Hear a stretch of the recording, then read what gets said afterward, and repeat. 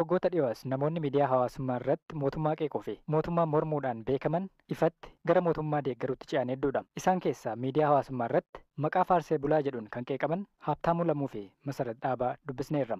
Sagantaa Gingilchaa jedhamu qopheessuun kan beekamu Haabtaamuu Lamuu maaltu akka mootummaa deeggaruutti isa deebise wayita dubbatu akkas jedhama. Waayila koo Galaanaa Balaayitu dubbise.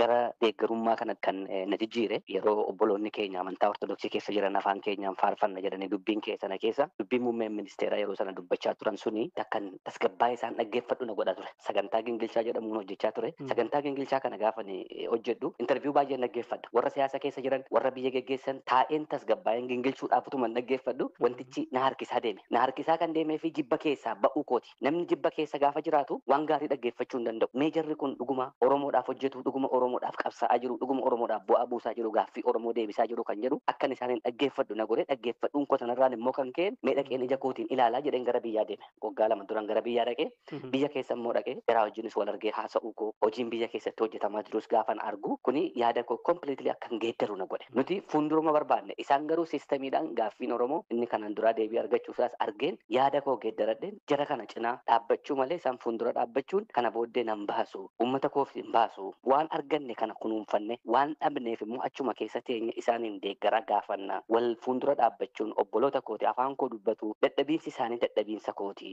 ciminni isaanii cimina kooti alagaan gaafa isaa irratti bobba'u akka mootummaatti otoo hin taane akka Oromoo Oromummaa jedhee irratti bobba'a waan ta'eef. Qeeqni deeggartoota mootummaatiif dhiyeessanii wanna badeen dubbatanii waan jedhu wayiiti waa'ee sanaa maali yaadda? Dhibba dhugaadhas dhibba sobas jechaan jiru rakkoon jira rakkoon isuma argaa jirru rakkoon numa jiraata mootummaan gingilfamuu hin qabu hojii gaarii hojjechaa jira dhibba jedhee miti xiyyeeffannoon namaa yeroo ammaa kana maal bira jira kan jedhuun ilaaleen hojjedhu waa'ee tokkummaa akkamitti waan hojjetamaa jira kana namni hubachuu qaba kan jedhu irratti xiyyeeffadha. Adda Masarat Dhaabaa gaazexeessituudha. Miidiyaa hawaasaa gubbaatti dhimmoota hawaasummaa adda addaa irrattis hirmaachuudhaan beekamti. Nama siyaasaa obbo Jawaar Mohaammed deeggaruun mootummaa qeequudhaan dhufaatii ministeera muummee Abiyyi booda hidhamtees turte. Masarat amma ejjennoo ishii sana jijjiiruudhaan warra mootummaa faarsan jedhaman keessaa ishee tokko. Maaltu ejjennoo ishii duraa jijjiirsee mootummaa akka deeggartu ishee taasise? Wantoonni akka sabaatti gaafachaa turre baay'een waan jechuu baadhees deebi'aa akka jiruu fi kan deebi'es baay'ee arginee jira. So yeroo gabaabaa kana keessatti gaaffiin uummataa eega deebi'ee yeroo taanu keessatti gaaffiin uummanni qabu ni deebi'ee xumurama jedhee yaadan qaba jechaadha. Ammoo rakkoo biyyi keenya sabaaf sablammoota guddaa baay'ee of keessaa qabdi. Bulchuufuu namatti hin tolu baay'ee wal xaxaadha. Biyya daayivarsiitii akkasii qabu immoo hunda gammachiisanii bulchuun hundaaf qixa waan barbaadu godhanii bulchuun baay'ee rakkoo waggoota dheeraa keessa darbinee kuufamanii as dhufan har'a waggaa muraasa keessatti waggaa 6-7 keessatti hiikamuu hin danda'u. Hanganayyuu deemuun isaanii waaqi isaan gargaaree tarkaanfachuu isaanii mul'isa malee haala kanaan as ga'uun isaanii ana dinqisiisan na ajaa'ibsiisan jechaadha. Mootummaan namoota siyaasaas haa ta'uu namoota miidiyaa hawaasaa irratti dhiibbaa uumuudhaan beekamanii ofitti hawwachuudhaaf faayidaa adda addaadhaan itti dhiyaata. Waa argattee filaataa yaada jijjiirattee. Faayidaadhaaf dhufan yaada jedhu kaasu waa'ee kanaa maal jettu? Baay'ee yaada gaariidha. Sanarraa ka'uunis maqaa faarsee bulaa maqaawwan garaagaraa kennamaniiti jiranii nu kennameeti jira.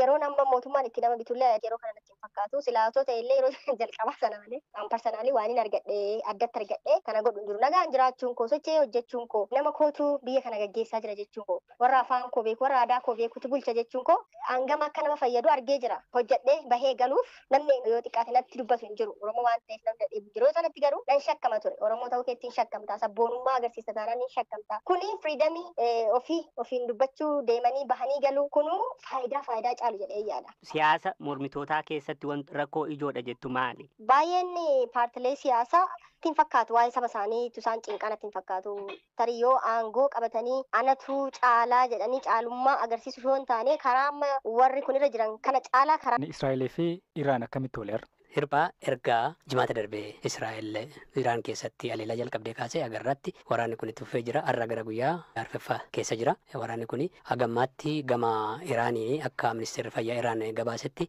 namoonni 224 aleelaa Israa'el geessitu kanaan ajjeefamaniiru jedha. Qaama walabaarraa qulqulleeffachuu baatullee gama Israa'eliinis akkuma kana namoonni 24 kan edaa aleellaa halkan edaa Iraan magaalota Israa'el irratti gaggeessite 8 ajjeefaman dabalatee 24 ga'eera. Gama Israa'el irras kan aleellaa kanaan miidhame warra miidhaman kanaan alatti kan madaanis egaa dhibbaan kan lakkaamanidha. Qabeenyi manca'eera gamoowwan garaagaraa kan mana jireenyaa dabalatee akka biraa immoo Iraan keessatti namoota ajjeefaman jedhan kanaan alatti qondaalonni gurguddoo akka jala ajjeefaman gabaasaa turreerra. Kana duwwaa itoo hin ta'in buufataalee waraanaa Israa'el irratti xiyyeeffattee geggeessitu wiirtuuwwan misaayilii ishee Iraan irraa dhukaastu baay'ee isaanii barbadeessiteetti.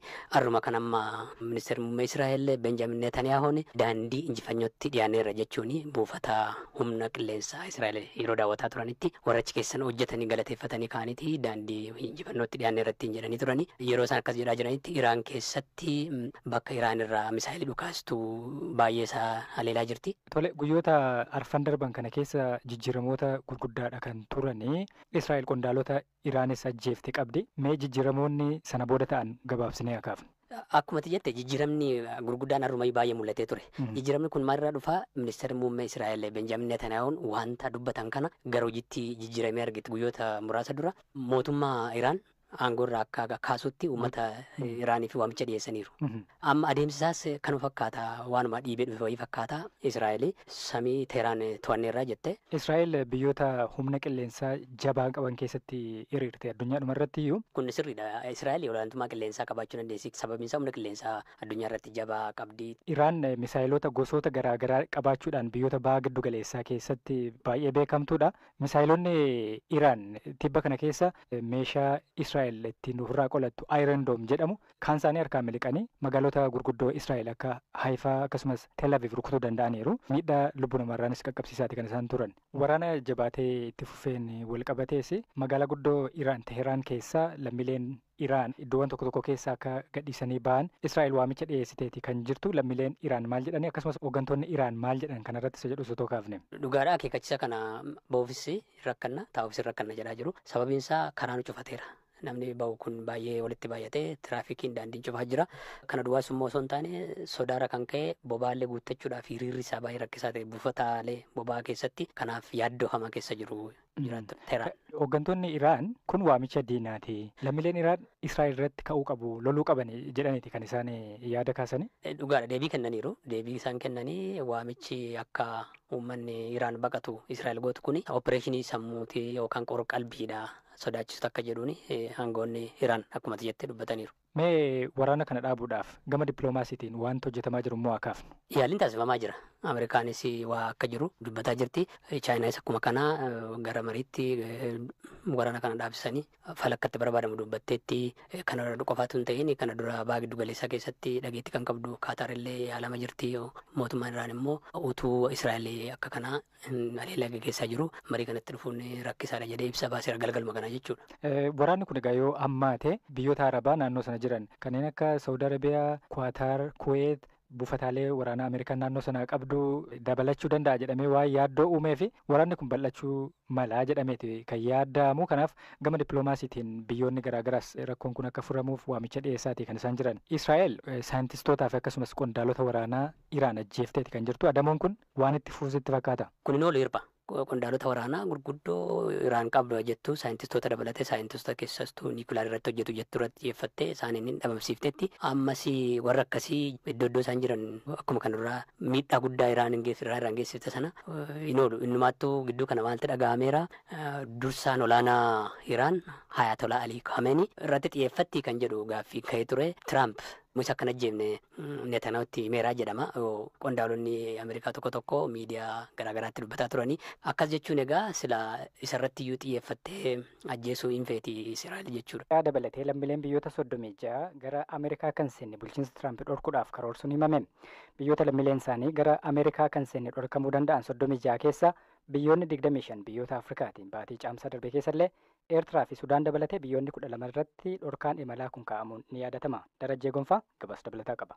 Ameerikaan erga pirezidaanti Doonaald Tiraamp garaangoo dhufanii booda imaammata godaansaa fi dhimma alaa ilaallatan hedduu irratti xiyyeeffannoo kennaa kan jirtu yoo ta'u keessumaa yaada nageenya biyyaa fi uummata biyya isaanii eeguu jedhuun godaantota biyya ari'uu fi lammiilee biyyoota adda addaa akka gara Ameerikaa hin seenne dhorkaa kaa'utti jira. Ammas bulchiinsi biyyattii lammiilee Itoophiyaa dabalatee lammiileen biyyoota 36 gara Ameerikaa akka hin seenne dhorkuuf yaada akka qabu himameera. Miidiyaaleen Rooyitarsii fi Waashingitan Poost sanada waajjirri dhimma alaa Ameerikaa qopheesse ilaaluu eeruudhaan gabaasaa baasaniin maqaa biyyoota dhorkaan imalaa irra kaa'amuuf yaadame eeranii jiru. Sanadaan ministeera dhimma alaa Ameerikaa Maarko Ruubiyoodhaan mallattaa'ee fi dippiloomaatotaaf qophaa'e irratti maqaan biyyoota kanneenii kan tarreeffame yommuu ta'u, sirreeffamoonni biyyoonni tarree kana keessaa bahuuf taasisuu qabanis ibsamee jira. Akka sanada kanaatti dhorkaan imalaa kun hojiirra ooluu isaatiin dura biyyoonni lammiilee isaanii gara Ameerikaa kan seenne guutummaatti yookiin gariin dhorkaan irra kaa'amuun dura wantoota sirreeffachuu qaban akka sirreeffataniif yeroon ji'oota lama ni kennamaafii jira. Ulaagawwanii fi dirqamawwan kaa'ame kana guyyoota 60 keessatti hin guutan taanan garuu biyyoota yaaddessoo dhorkaan imalaa guutuun yookaan gariin irra kaa'amu akka ta'an gabaasaaleen kun ibsaniiru.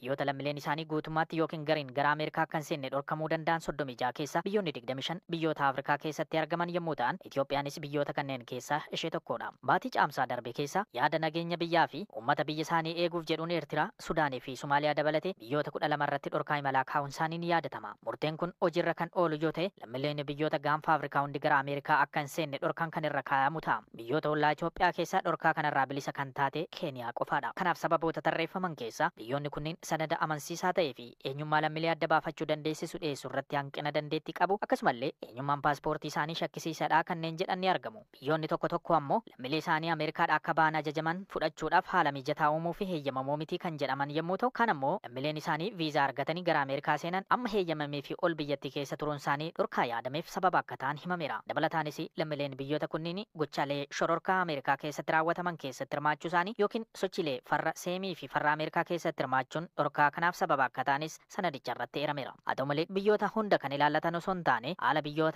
biyyootaa fi hirmaannaa lammiilee irratti hundaa'uudhaan garaagarummaa kan qabu akka ta'e himamee jira. Bulchiinsi Tiraamp baatiiwwan darbeerraa eegalee duulawwan godaantota osoo hin galmaa'in biyyattii keessa jiran adamsuun akka hidhamanii fi biyyattii keessaa ari'aman taasisuu adeemsisaa jira. Dhimma kana ilaalchisee qeeqni fi mormiin irratti dhiyaatus. Maatuunni gadaa muudanaa tibbana jila guddaatti jira. Miseensonni gadaa kana Bachuu hanga Jiillee, Salaalee hanga Sadeen Soddoo, Karrayyuu hanga Jiddaatti gara Odaa Nabeetti malaniiru. Warri jila gadaa Michillee Odaa Nabeetti qubataniiru. Jila kanarratti maal fa'aatu raawwatama isa jedhu Hayyuu Gadaa Tuulamaa Naggasaa Naga'oo waa'illee Koomaatii Olaanaa dubbiseera. Foolleen duuba inni eegaa. Foolleen gadaa roobaleeti. Gadaa muudanaa ta'e Odaa Nabeetti kan godaanamu. Warra gadaa muudanaa bichaadha kan deemu caffee deemu. Amma Odaa Nabee safaraa jiru. Yoo achi ga'an abbaan shanan gadaa jechuudha. Tartiiban abbaa shanan jiddaatii teechoo lafa godhaa. Abbaa jaaniitis abbaa afran illam abbaa sadeen kuraati teechoo lafa godhaa. Abbaa lamaan karrayyuu teechoo lafa godhaa. Akkanatti tartiiban teechisa. Hayyoota abbootii bokkuu kan. Erga isaan qubsiiseen booda Sadeen Soddoo torban ofoo yaan Jiillee tillee akkumatti qubsiisaa kanumarra olaanaa guyyaa kan hunduun bakka ofiitiin gosa taa'ee hin mari'atu waan dhufaniif biyya nagaa wal'oowwatte biyya rakkoo qabdu biyya warra malkaa gate warra safuu gate kana irratti mari'atu. Kana irratti mari'atanii waarratan saniin booda foolleen gadaa roobalee birbirsa hawaasii fidde. Gadaa mudana kana keessa bokkuun kan jiru bokkuun 30 ta'e hunduu korma qabatee dhufa akka kanatti qaba. Foolleedha kan birbirsan dhaabu foolleen birbirsan hunduu hawaasii ergaa guyyaa lama mulu ofirra gootee deemtu malee lama cibsi. Nyaatu erga nyaataniin booda caffee dongoraatti. Hiriira kana caffee dongoraa obbaa deeman caffee dongoraatti seera waaqa lafaatu hayyoonni abbootiin seeraa ifa godhuuf. Eessa caffeen dongoraa bakkitti argama? Caffeen dongoraa aanaa galaan keessatti argama. Aanaa galaan keessatti. Achirratti seera waaqaa lafaatu maniiti. Haalluun daadhii qammasiisee kara caffeetu maal himan. Achi bulanii achirra bulan bakkee san bulan. Seera jaabichaatu manii dabru. Seera jaa waaqaatu manii dabru achi ga'an. Seerri jaan sun maali? Seerri jaan seera waaqaa, seera lafaa, seera tulluu, seera malkaa, seera abbaa, seera haadhaa. Seeruma kanaafuu seerumaafuu seera tumaniiti seera qaalluu tumaniiti dabran. Kana erga godhanii booda seera inni lallabu amma sa'aatii 5-6 halkan keessa. Sa'aatii 6 amma gotillee lallabu. Amma bakka seerri lallabamu kanatti halkan yoo namni seera san nagahuu didee rafee hin dammaqsaniidhaan waan sun dhuguma. Seera kee kan ciiftu kan ciiftee dhaggeeffatte reeffa ta'iyya. Kan ejjettee dhaggeeffatte gobaa ta'e gurtuu ta'iyya. Yaala dubbatan abbaa seeraa yaala dhaggeeffachuu bicha. Gadaan muudanaa amma Odaa Nabee qubate kun hundi isaa garas deemee seera kana dhaggeeffata jechuun seera waraabbatu. Seera kana dhaggeeffata. Yaala dubbatu malee hin gaafatu malee kan wal gaafatu kan dubbatu gaduma sana. Abbaan seeraa seera kana lallabu eenyu? Abbaa Gadaa kam keessaa? Abbaa Gadaa seera lallabu kana keessa Abbaa Gadaa Girmajii keessaa. Girmajiin kan daraan dura aangoo fudhatee Abbaa Gadaa ta'ee Abbaa